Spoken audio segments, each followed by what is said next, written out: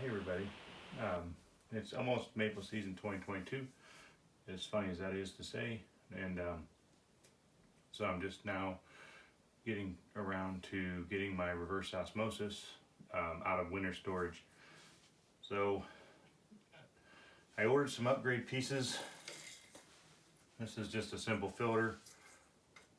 This is the one that I'm most excited about. This is the pressure switch, and the idea behind it is if your reverse osmosis system runs dry, this pressure sensing switch will turn off the motor. So I got to figure out how to wire that in. It does ship with the two ends, just plug and play.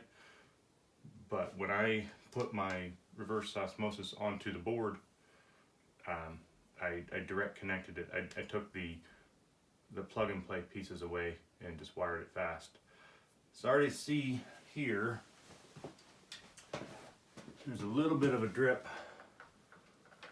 Looks like maybe just a tubing got unseated, but I guess what we'll do, I have all three hoses in the same bucket for now.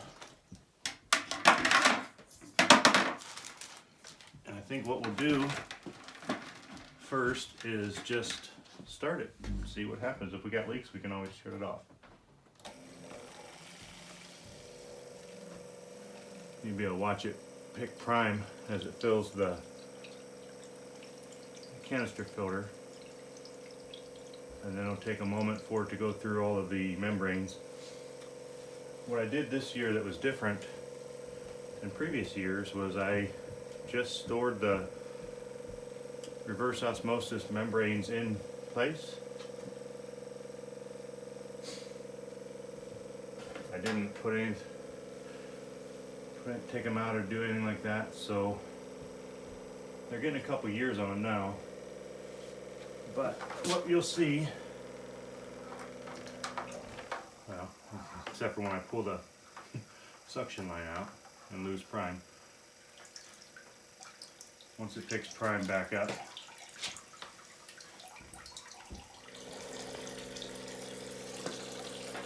okay, so I had to get a pair of pliers to do the needle valve. So I have the needle valve wide open now. Now I'm going to start tightening it down.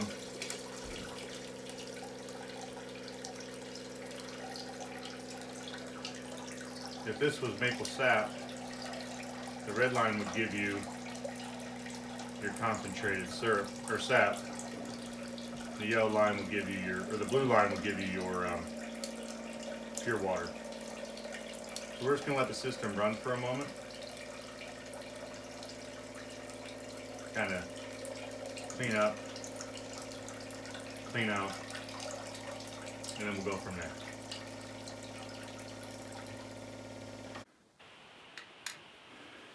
Alright, so I let the machine run for a little while and kind of just flushed through. I just circulated it in the same bucket. So what we're ready to do now is install this pressure switch. So this is the switch as it comes from the bucket, the RO bucket store, and it does have these ends, and as you may be able to tell, I have it wired to a pretty simple switch anyway. So what I need to do, I need to connect it here, because I have a pretty short run of wire coming from the pump motor itself into the switch. So this is probably my best spot to do it. So that's a pretty simple thing. Just take your side cuts, and then on the pressure switch, side cuts again. And that leaves you with your ends. I may be able to get these apart. Yeah, just like that. You don't need a ton. So here we're just split the ends apart so you can get some room to work. We'll do the same thing on this end. I'm not sure what gauge wire this is. It's pretty small. My strippers only have either 12 or 14, just house gauge stuff. So we'll have to make it work.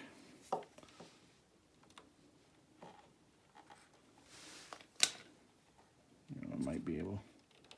I can't get that one. There, we got it. It's okay to oversize your strippers. The smallest I have is 14, so you're not going to hurt anything. If you just hope you get it all the first go.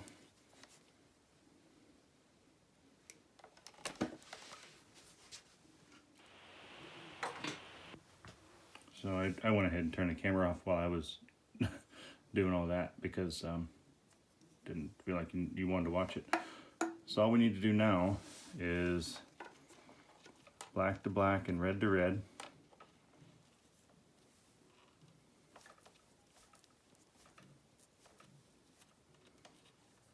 And all you're doing is completing the circuit. So you do want to get them on there correctly and tightly. And again, black to black, red to red. On the other side,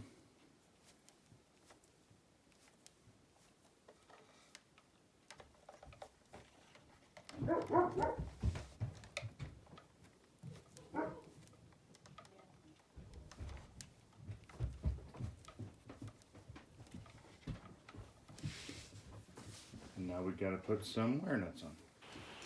Okay, so got all the parts put together, and I went into my bag of electrical supplies and got a couple wire nuts.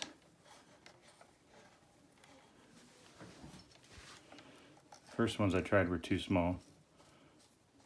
Whatever size yellow is, seems like it's working better.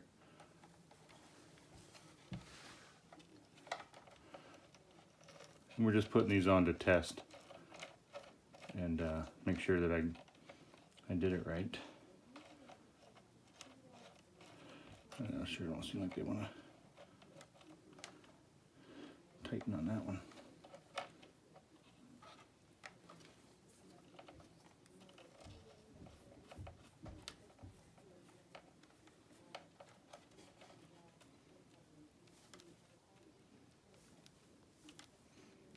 And I don't feed my family with my wiring skills, thank goodness.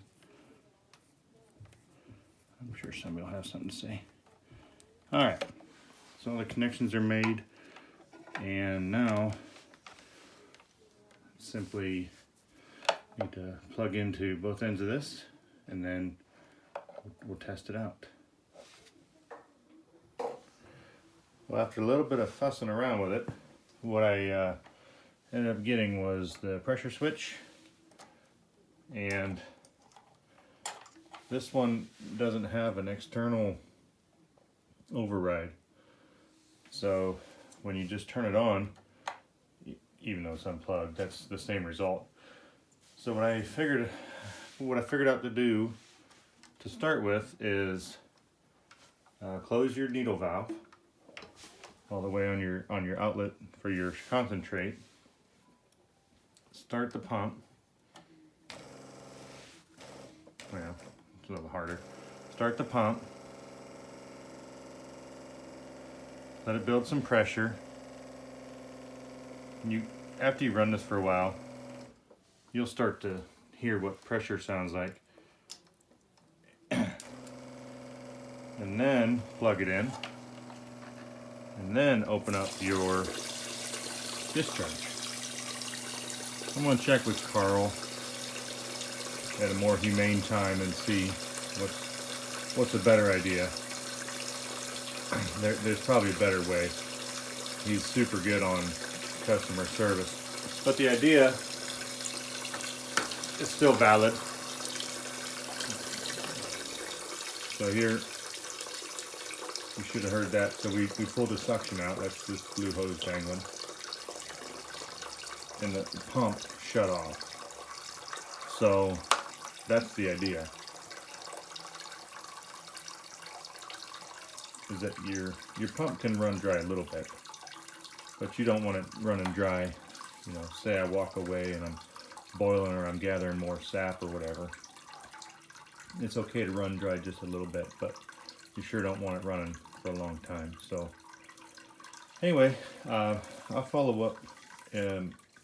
I don't say when I hear back from, or if I hear back from Carl. I'm certain it's going to be when I hear back from him, because he's very good with the customer service. But in the meantime, that was how I'm going to hook up the pressure switch. So just to finish it off, now that I know I've got it right and it can work, I'm going to tape up the wire nuts and use some of that new tubing I got to make this whole thing a lot simpler to use and neater to use.